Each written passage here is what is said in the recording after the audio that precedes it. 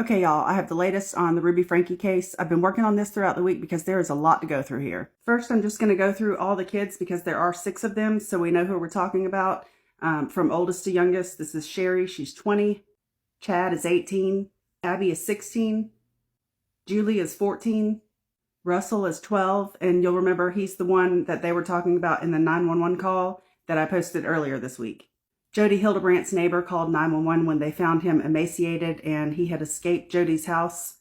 And Eve is 10. She's the other child that was at Jody's house when the neighbor called 911. This is a joint Instagram post made by Ruby's sisters. For the last 3 years, we have kept quiet on the subject of our sister Ruby Franke for the sake of her children. Behind the public scene, we have done everything we could to try and make sure the kids were safe. We wouldn't feel right about moving forward with regular content without addressing the most recent events. Once we do, we will not be commenting on it further. Ruby was arrested, which needed to happen. Jody was arrested, which needed to happen. The kids are now safe, which is the #1 priority. And apparently fans, or I guess haters in this circumstance, were aware of some of these odd situations that seemed more like child abuse than parenting. And it makes you wonder, why didn't anyone speak up? Well, they did. First, let's take a look at this clip. Bedroom was taken away for 7 months and then you gave it back like a couple of weeks ago. I don't think our viewers know that.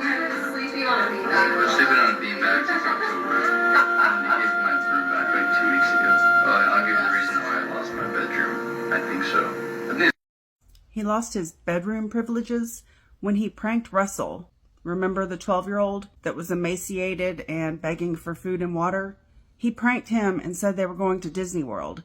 And they really weren't going, and Russell cried. When Chad was telling the story, Ruby kind of giggled, and she went on to say maybe he needs to lose his bedroom privileges again because he thinks it's so funny. Their YouTube channel is called 8 Passengers, and it was started in 2015. At their peak, they had over 2.3 million subscribers. When they first started out, all the way through 2021, they would post vlogs every single day. In late 2021, they started uploading only once every other day, and then it became very sporadic. And by the beginning of 2022, the YouTube channel was shut down altogether. And it's around that time that you can see Ruby Franke start showing up on Jody Hildebrandt's Connections Facebook page. Now you may be asking yourself, what is Connections? Well, on their website, they are listed as an education podcast. We transform lives by teaching the principles of connection. Learn the tools necessary to connect with oneself and others. And Jody, it turns out, already had a criminal history.